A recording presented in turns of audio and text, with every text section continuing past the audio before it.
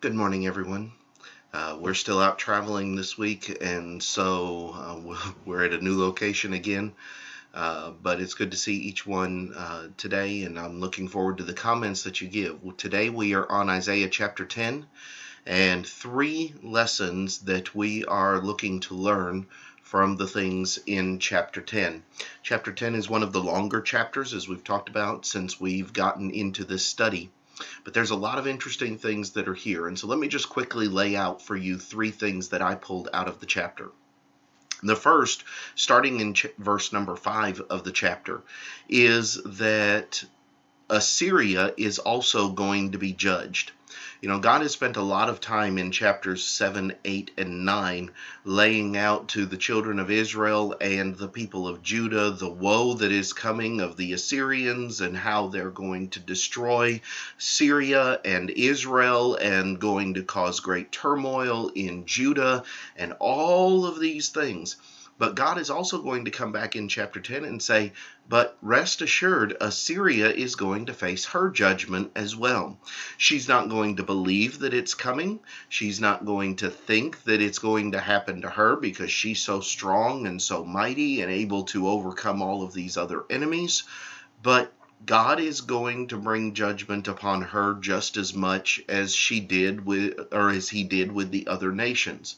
And so even Assyria is not going to escape judgment. Certainly there's a lesson here for us about the fact that no matter who we are, no matter how high ranking we are, no matter what it is that we think that we've accomplished in life, we are still going to face the judgment of God. We are still going to be ones who are going to have to give an account for what we have done and who we are. And certainly Assyria is going to fall into that category as well. The second lesson that we need to consider comes from verse number 15, and that is that the tools that God uses are just that. They are tools. He talks about whether the saw says to the master that it's in charge. And, you know, Assyria is going to be a tool for God's usage. And yet that doesn't mean that they are the authority. It doesn't mean that they are the ones in charge. They have a master who wields them. You think back to Daniel's statement over in Daniel chapter 4 that God is the one who rules in the kingdoms of men, and he uses them how he sees fit as far as that goes. But even in our lives, we need to recognize we are a tool.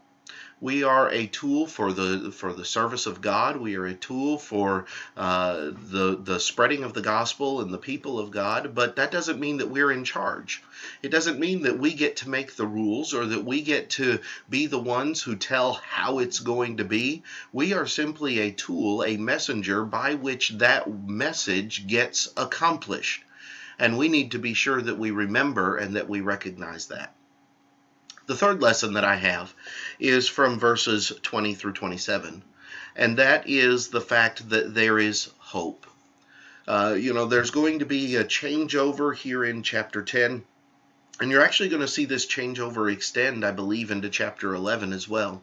But this changeover from this punishing, depressing, downtrodden view of chapters 7, 8, and 9 to being a message that says, but there is hope. There is going to be this remnant that is going to come back.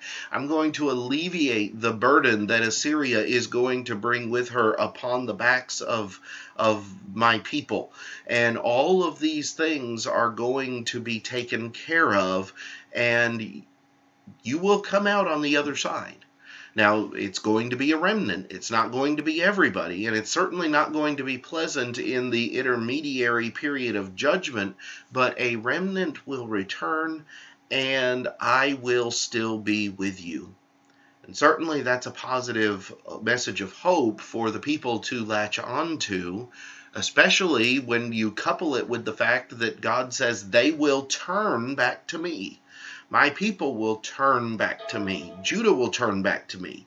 And so when you look at those things from that vantage point, God also includes in this particular message of Isaiah in the days of Ahaz, a message of hope.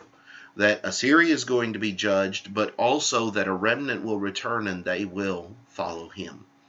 Looking forward to seeing what you found in chapter 10, and we will pick up. Tomorrow we will actually examine chapters 11 and 12 together, because chapter 12 is a very short chapter, and so we'll be combining chapters 11 and 12 together in our reading tomorrow.